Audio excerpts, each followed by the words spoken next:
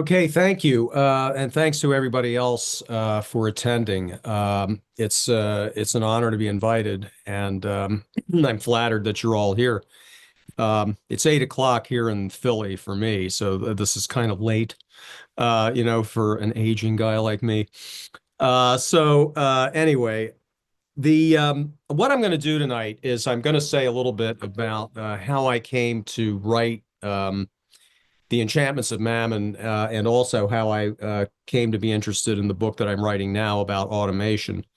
So I'm going to say a little bit about the concerns that have motivated each one, and say a little bit about each one of the books. I'm not going to go chapter by chapter, but that would take us probably all night. But I'll give what I hope is a nice compendium of what's in the Enchantments of Mammon and what I think is going to be in the book about automation, which I swear will not be 800 pages. I'm contractually obligated to keep it short this time.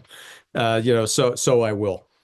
So I guess I'd start off by saying that if I had to give a description of all of my work as a scholar for the last 25 to 30 years, it's been that I think my work has been a project in Christian humanism, um, an effort to write about capitalism and about technology and about economics and culture in the light of Christian humanism, and hopefully not just in the light, but also to develop that tradition in the 21st century. And therefore, I take it as axiomatic, uh, because I consider myself a Christian humanist, that human beings are the image and likeness of God, and that we desire, as I put it in the Enchantments of Mammon, we desire a sacramental way of being in the world. Um, Now, my first book was a study, Christian Critics, was a study of liberal Protestant and Roman Catholic social thought and cultural criticism in the 20th century. So I guess on a minor scale, it was kind of like Enchantments. It's kind of a Cecil B. DeMille production. It's got hundreds of characters, um, with many, I think, overlapping interests. You wouldn't think that liberal Protestants and Roman Catholics would agree about a lot, but they did in the 20th century. I'm trying to pair up, say, for example, the Niebuhr brothers, of whom I think H. Richard is actually the most interesting. I think Reinhold is frankly kind of boring, and I sort of wish he would go away. I think that even a lot of 21st century intellectuals are far too enraptured by him, whereas I think Richard is actually the more interesting thinker. And what I did was try to put liberal Protestants in conversation with Catholics like Dorothy Day, like the Berrigan brothers, like John Ryan, and many others. Now, the Enchantments of Mammon came about. I started thinking about these issues in the late 90s while I was working on Christian Critics, turn it from my dissertation into a book. And what I wanted to do after the publication of Christian Critics was to go from theology as a subject of historical inquiry to thinking about theology as a tool or a mode of historical inquiry.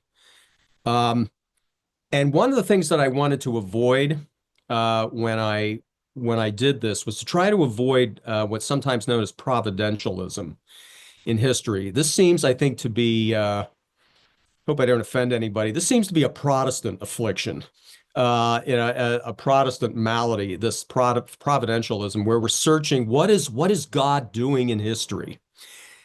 I don't know. I don't know what God's doing in history. That's way over my pay grade. What I did decide is that a better way of trying to enlist theology is to ask what human beings are doing in history once you understand human beings theologically.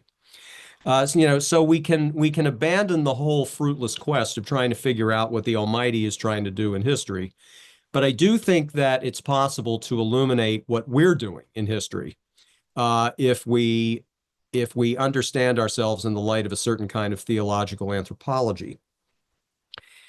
That was sort of one set of issues that I was trying to think out to sort of answer the evangelical historian George Marsden's question of, what would historical scholarship look like if it was informed by Christian theology? And I was just sort of dissatisfied with a lot of the answers I was getting. Well, we'd have to talk about the spiritual in history or something like this. All of that seemed to me rather ineffable and abstract and just not very useful, frankly, and illuminating. So as I said, that's one set of issues that I was trying to work out. Another in the 90s was obviously what seemed to be the apparent triumph of global capitalism. What liberal intellectuals or neoliberal intellectuals, as they came to be called globalization. After the collapse of the Soviet Union in 1991, Marxism-Leninism seemed pretty much vanquished as a force in history. You might have redoubts in North Korea or Cuba or Albania, but when even China is starting to morph in the 90s into this hybrid of Communist Party basically guiding and steering an authoritarian form of capitalism, it seemed to me that Marxism-Leninism was pretty much extinct, at least as a political force. And so obviously what people like me on the left had to deal with was the fact that it looks like capitalism won. The bad guys won, and so, what are we going to do about that? And the other thing that struck me in the 90s was the sheer ubiquity of business culture in the United States. Now, it's not, you're not saying anything very interesting when you say that America has always been a business civilization. I mean, in itself, that's not exactly news. What I think was new in the 90s was, as I said, just the sheer ubiquity of business culture, not just business, but business culture. When you started to see cable TV shows with stock streaming quotes on the bottom every minute, you start to wonder what the hell's going on here. I've never seen this when I was growing up in the 60s and 70s, everything being a stock ticker. The ubiquity of advertising, the transformation of the entrepreneur into this kind of an idol, whereas in the 50s and 60s in capitalist culture, it had been the manager, right? The organization man had sort of been the ideal. Now it's finance guys. It's Michael Milken. It eventually becomes Bill Gates. It becomes Mark Zuckerberg, and God help us, Elon Musk. How is it that the entrepreneur makes this kind of comeback in the 90s as the iconic figure of capitalism?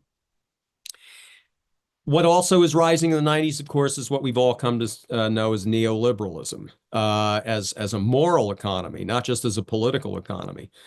But neoliberalism justifies itself in certain ways and holds up the market, not just as an idea, not just as a good way to produce and distribute commodities, but as a way of life. The market and the market self, what Philip Murawski has called the entrepreneurial self, becomes this moral ideal in the 90s and the 2000s. And, that's something I look at in the book when I, discuss figures like Ayn Rand and others whose books are still, for some reason, they're still bestsellers on Amazon. And the other thing that struck me, and this gets to to the subject of the book per se, is what I started to notice is this new kind of religious or spiritual imagery that I was seeing in advertising in the late 90s. And I'll give you a couple of examples of this. I remember when I was at a American Historical Association meeting, I think this was in 1999, in fact, I'd had a long day. I was in my hotel room. I flicked on the television. Um, I think I had a glass of Jameson's with me. So, the story might be a little off. But I'm looking at the television and I see this ad for an Infinity car. Okay. Now, the curious thing about this ad for the Infinity car is that you don't see the car. What you see is a dark, cloudy background, no music, and there's a bird, small bird, flying silently across the screen. And then you see one word, infinity. You never see the car, no information about the car, just the sort of setting of a mood. That's one example. Second example was a Microsoft ad that I remember seeing probably around the same time. Again, you don't see a computer, you don't see a laptop. What you see is an older black woman sitting on a bench, being surrounded by multiracial group of children who are circling her in slow motion, singing very happily. And she has her hands out like this, like the goddess Kali. And I just remember thinking, what the hell has that got to do with selling a computer? Answer, everything. Because again, what one is trying to do here is create a certain kind of mood and a certain kind of emotional associations with computers. And I thought, wow, capitalism really is starting to enter the realm of the spiritual. We're no longer seeing the product. We're no longer seeing anything about the product. We're just getting a lot of mood. Um, so this got me to thinking over time about Max Weber's notion of the disenchantment of the world. It's one of the conventional assumptions among intellectuals in modernity that one of the defining features of modernity is disenchantment or secularization. Um, Even if one is religious, the idea goes, we no longer believe that, the world is inhabited by spirits or demons or ghouls or things that go bump in the night. Um, in other words, we've all become sort of rationalized. And, this is a notion that's shared by Marx as well. In the Communist Manifesto, he talks about, the ecstasy of religious fervor being drowned in the icy water of egotistical calculation. So, we're all, again, Max Weber and Karl Marx share this notion that disenchantment is one of the features of our world. But then it seemed to me, is this true? Is this really true that we, in fact, inhabit a disenchanted universe? And so I started to think about Marx's notion of commodity fetishism. And now, certainly, Marx's understanding of fetishism is different somewhat from the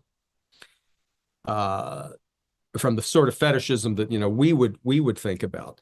But it still seemed to me that Marx's notion of commodity fetishism carried with it some kind of an implication that perhaps commodities and commodity culture were more enchanted than we imagined. And so I just decided, look, maybe I should look at capitalist culture. And what I mean by that is not just advertising and marketing, but things like industrial design, economics itself, management theory, I started to think was very important. So I started to look at all these things. And what I discovered, first of all, was that economics really does have a certain kind of view of the world, which counts as metaphysics, which counts as ontology. One of the things that I say to many of my students, and believe it or not, I do get a lot of business students in my classes at Villanova. One of the things I say to them is, the first couple of days that you're in intro to economics, you're not in an economics class, you're in a philosophy class. And so, what do you mean by that? Well, first of all, when you're told that the world is characterized by scarcity, That is an ontological assertion. I didn't know you guys, if any of you were aware of that, but you're being taught philosophy. You're being told that the world is a place of scarcity. That's number one. And number two, you are being taught what philosophers call anthropology as well, because you are told that human beings are, rational utility maximizing monads, who only seek, their own self-interest, who only seek their own happiness. And I say to them, this is just not true. I don't care whether you consider yourselves sinners or not. It's just not true. If you consult your own experience, this is not the way you act. This is not how you act with your friends, with your parents, with your siblings, with your boyfriends, your girlfriends. This is not how you act. So why do you tell yourselves all these horrible things about yourselves? That you're nothing but a bunch of self-interested monads. So it just dawned on me that economics is really just another form of theology and philosophy. I started reading a lot of management theory. Yeah, I did it so you don't have to. You're welcome. It's a really dullard genre. I swear to you. you know, it, you know, it's I don't know. It's a form. It became a form of masochism for me. I figured I'm putting myself through this pain, so that my readers won't have to. Management theory is a form of moral philosophy. And it's no accident that many of its originators were, guess what? Philosophers. One of the great management gurus of the 20th century, Peter Drucker, had a PhD in philosophy, from the University of Vienna. Mary Parker Follett, who was one of the key figures in the creation of what we call human relations management theory, studied philosophy and literature in college. And as I say in the book, you get guys like Andrew Urey and Charles Babbage, who are filling their books of what are in effect management theory with all kinds of references to Aristotle and Christian theology and whatnot. So these guys didn't think that these genres were mutually exclusive. I started to look at advertising basically as a form of iconography. The idea that in advertising you're simply being told what a product is, you don't get it. Advertising is basically capitalism's response to the stained glass windows at Shard. You are being taught and you are being sold literally a way of life, as well as a cache of commodities as well. So I think that I came to write this book because I became convinced that enchantment was in fact still here. It had simply taken a different form, and that Weber and Marx basically just got this wrong about capitalism. And I also became interested in the way that money basically becomes this kind of moral and ontological arbiter of what's real. It doesn't just become, a medium of exchange and a store of value. It actually decides what's real. There's something that Marx writes this in one of his early writings in the 1844 manuscripts. It's often called The Power of Money in Bourgeois Society, where he says, if I have a vocation for study, but I have no money, I have no vocation for study. None. As a matter of the market, my vocation for study or my thirst or my hunger or whatever literally does not exist if I don't have money. But if I have money, all of a sudden it exists. That's an ontological arbiter. And again, business students, when you introduce them to this, will tell you, oh yeah, that's effective demand. I mean, in other words, they have these concepts themselves in the business school, but they just don't realize what they are. So that's how I came to write the Enchantments of Mammon. I decided that This is how I think people should start writing about capitalism. And you don't need an arcane language to do so. I mean, I think this was one of the problems with a lot of Christian historians in the 90s. It was that they thought, well, if we have our own theory about how history works, then we need our own sort of vocabulary in the same way that, say, Marxists do or others. And it just seemed to me, no, you've got a pretty well ready-made vocabulary already. Just start using it. So there you go. Now, what I also wanted to do in this book was to trace a counter tradition, a counter lineage to that of capitalist enchantment.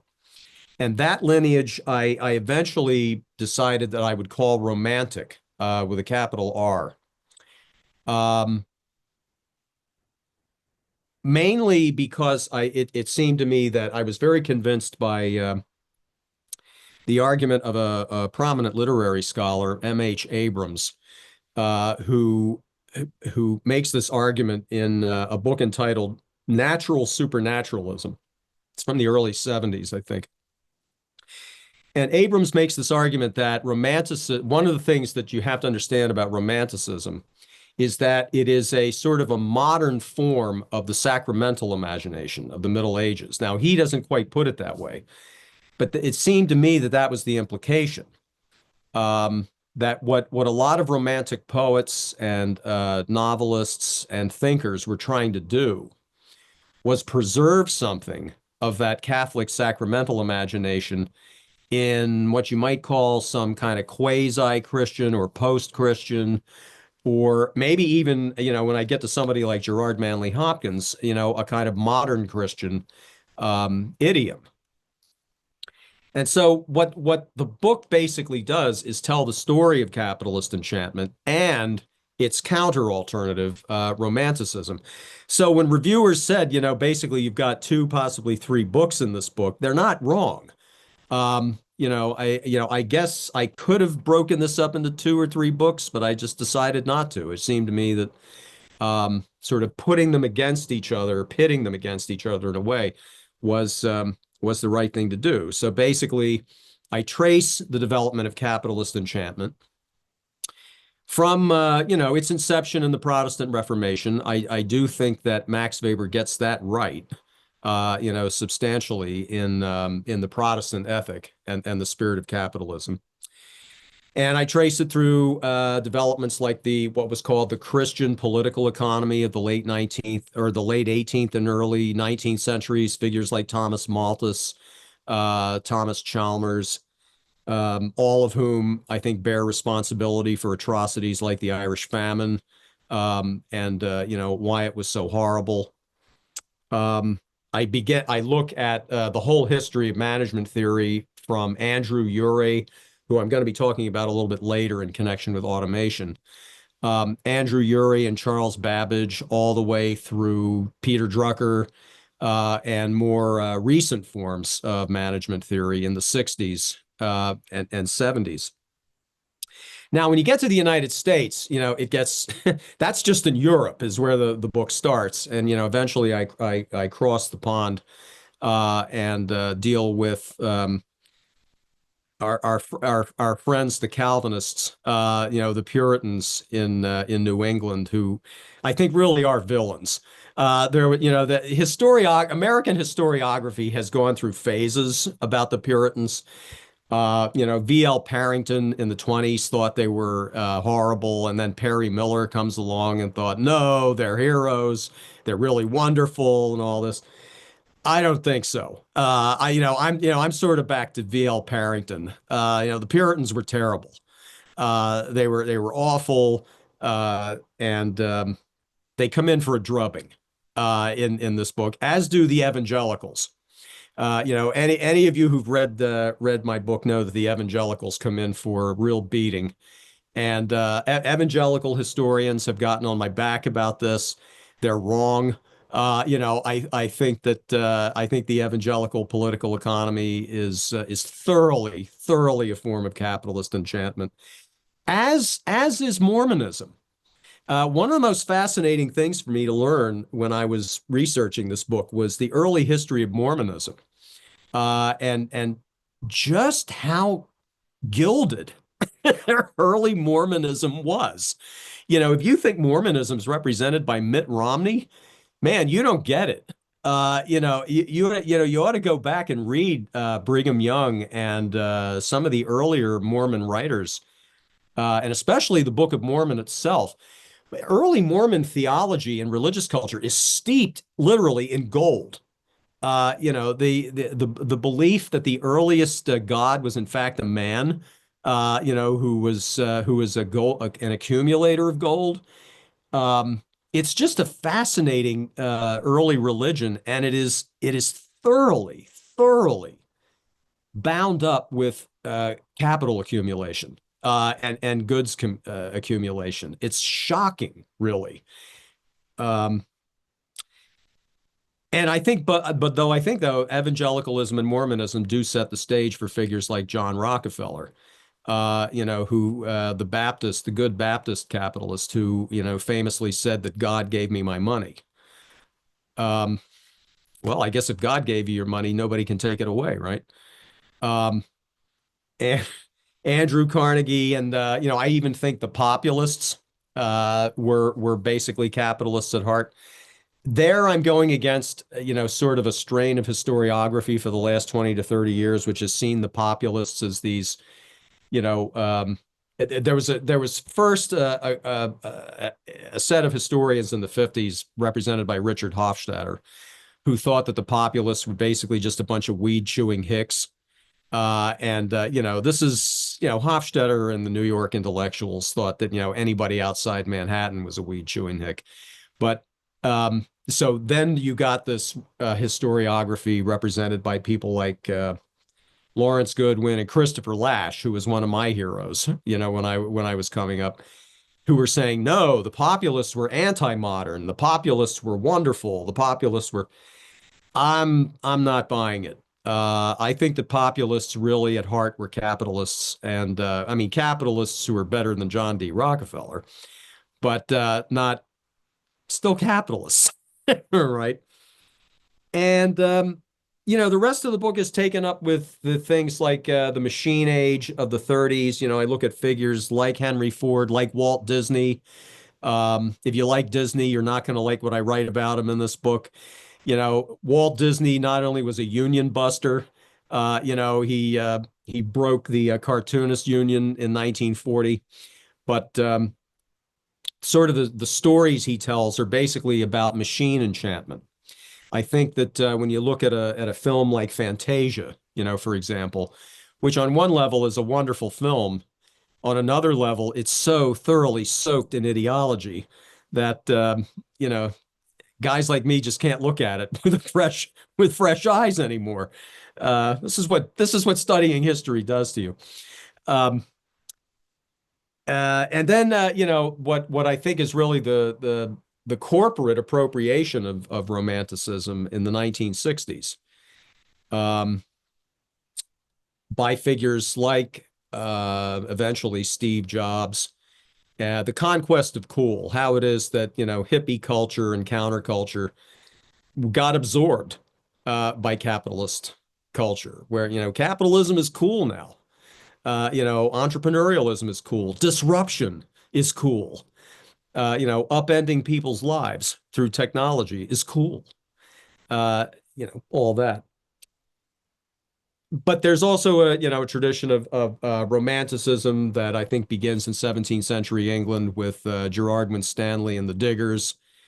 Um, it's represented by figures like John Ruskin, who I think is really kind of a moral and spiritual center for this book.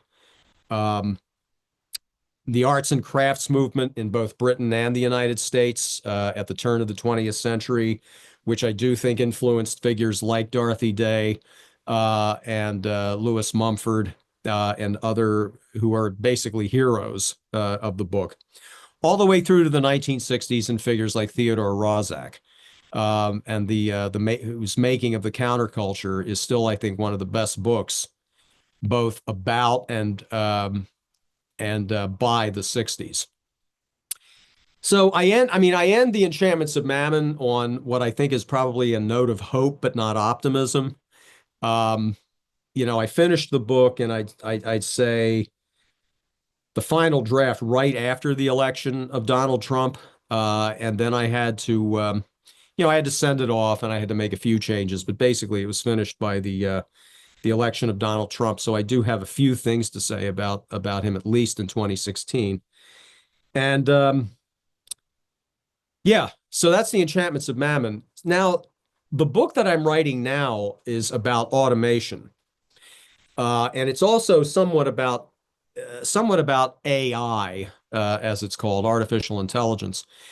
Um, I was saying earlier that I think that AI and artificial intelligence is really just another form of automation. Some people try to make distinctions between these two things, but I don't really think there's much of a distinction to be made. Now, why did I get interested in automation? Part of it grew out of things that I think were unresolved in the Enchantments of Mammon. I was interested in figures like Andrew Urey and Charles Babbage, and other 19th century British writers about manufacturing. Urey's book is entitled, in fact, The Philosophy of Manufactures, which again, I think is a curious title. And what it really is I think one of the first texts of management theory. And one of the things that Urey says very clearly in the philosophy of manufacturing is that automata, and that's a word he uses, automata in the factory, in other words, machines, are forms of control. They are ways to discipline labor. They are ways to discipline workers and keep them under control.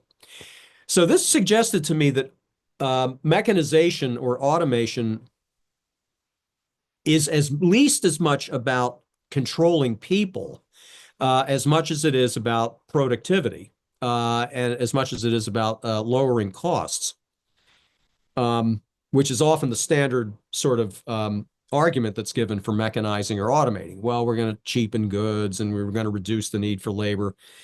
Well, as I'll say in a few moments, I don't think the main fear for me about automation is the eradication of jobs. The main fear for me is the degradation of jobs, and the degradation of labor by automation, not so much its eradication. And what interested me about when I was looking at the history of automation was this repeated assertion, this repeated concern that automation is really political in nature. It's not just economic. There is a clear effort by people who are pushing automation to bring workers under control, to bring them under the thumb of management. And this is embodied in the design of the machines quite often. Probably one of the best books on this, if you're interested in this question, is David Noble's you would think, oh my God, I'm showing my dotage. The title, book by David Noble. It's a social history of automation. And what he's able to demonstrate is that post-World War II industrial designers and machine designers literally embodied the control of workers' motions into their devices, and that this was conscious. This was very deliberate. This was a way for management to assert control over labor. It also seemed to me that there were a lot of unresolved tensions in Marxist thought about automation. I know that you indicated that you're interested in Marxist critiques of political economy. Well, one of the things that I think is curious about Marx's writing about technology is how, I think, frankly, confused it is. Not just confusing, because I think Marx himself was confused on the question of technology. On the one hand, he definitely sees it as a form of capitalist control and discipline. This is clearly what he says in certain passages in Capital, in the first volume. Yet at the same time, he sees mechanization as a force for liberation, as a force for emancipation of human beings from labor. So I'm trying to, untangle this because, Marx is so insistent on the centrality of labor to human flourishing and to human freedom, and yet at the same time he likes mechanization. He likes automation. So, but automation, it would seem to me, is the dehumanization of production, the literal dehumanization of production. So one of the things, that interested me in this question was how do you resolve this? And I'm just more and more convinced that there's no resolving it, on Marxist terms. I think Marx is very confused about this. And I think later Marxists are, to be quite honest, especially one figure who I talk about to some degree is Herbert Marcuse in the 1960s, writing about technology.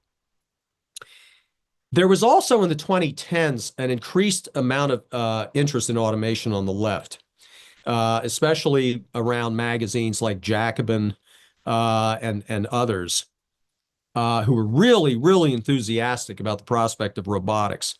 And again, pushing this one Marxist line that you see in Capital and in the Grundrisse and other Marxist writings that automation will liberate human beings.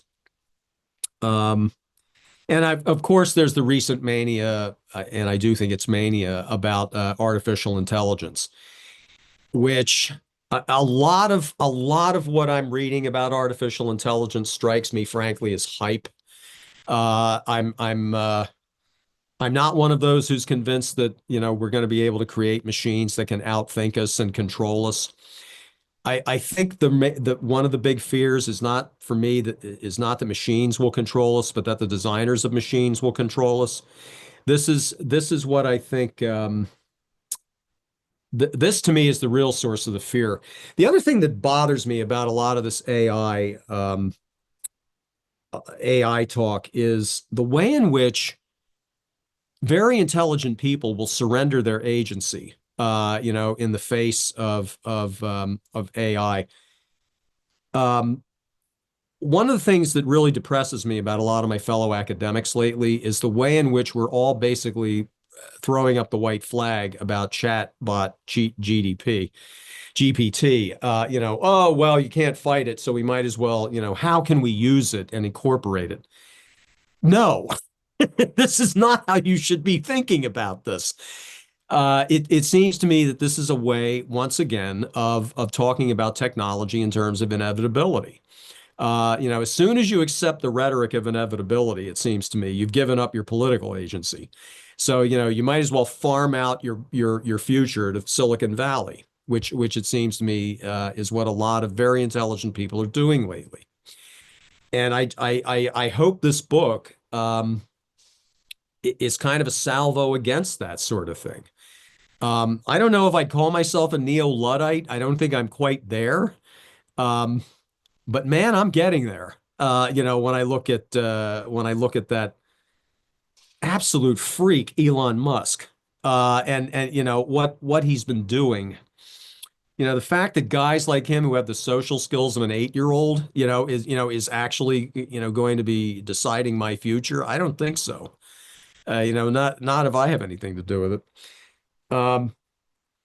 Now, what I'm going to do in this book on automation, very briefly, is I have 4 chapters planned for this, not the 30-some, from Enchantments of Mammon.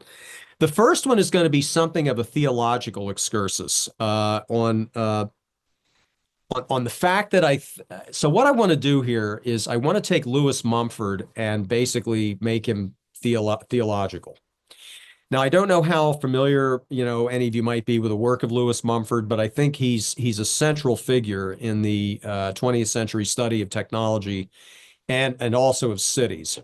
And Mumford has this idea, which I think is still pretty useful, of what he calls the mega machine. And what he means by that is that, and I think this is the really brilliant dimension of his thinking, is that he argues mechanization of human beings takes place before the mechanization of their tools. So he locates the origins of the mega machine in places like ancient Egypt and Peru, where temples and palaces and irrigation systems would be built by these complex organizations of people. So I think so. What Mumford says is that the notion that you could regiment and mechanize people begins before the thought that you could mechanize tools and mechanize implements. And I think this is brilliant. But he also says that the origins of the mega machine lie in the desire of ancient kings and other despots to become godlike. And this is where I think theology comes in, because it does seem to me that there's a theological story to be told about technology. And I do think that it has to do with the idea that human beings desire to be godlike. Now, here's the twist on that. I think that if you take Christian theology seriously, and especially the notion of theosis, which I know that I guess is a notion that's more common in the Eastern Orthodox tradition than it is in the Roman Catholic tradition. The notion of theosis is that you do in fact become like God. That's at least part of what redemption is about. So it seems to me that the notion of human beings wanting to be godlike is not in itself a bad thing. Here's the catch, though. If you want to be godlike, everything then turns on what you think God is like. You know, if you think that God is a God of love, well, you're basically gonna want to be godlike in one way. If you think that God is basically power or will, you're gonna want to be God in a different way. And that's why I think that the voluntarist turn in theology in around the 16th or the 17th centuries is really key here. Because when you get somebody like John Calvin, who really does think of God as will and agency before you think of God as love, then I think you're going to get a very different technology. And once you start thinking about God as love or God as power in the 16th or 17th centuries, my argument in that chapter is that eventually you're going to end up with transhumanism. So I do think that there's a line to be drawn from theological voluntarism to these insane sort of ideas that you get with people like Ray Kurzweil and others to basically turn human beings into mechanical prosthetics and to transcend the human condition altogether. I think it's behind, Elon Musk's desire to colonize Mars and other wacky ideas. I mean, to me, whether or not these ideas are practicable or not is not the point. Why do they have these ideas? What kinds of ideas are motivating our elite classes? We'd better start understanding these people if we want to understand what's happening. And so that, there's another chapter on, Marxist and socialist accounts of automation, capitalist accounts of automation. And I want to conclude with a chapter in which I'm trying to argue that you can, in fact, reconcile craft and artisanal conceptions of labor with a certain degree of automation and mechanization. That these two things are not necessarily mutually exclusive. But that the key here is that we give workers more control over their labor. Again, it seems to me that we have to reclaim agency in these struggles and debates rather than just let our futures be determined by, the Elon Musks of the world. So that's all I got. So I'm open for questions.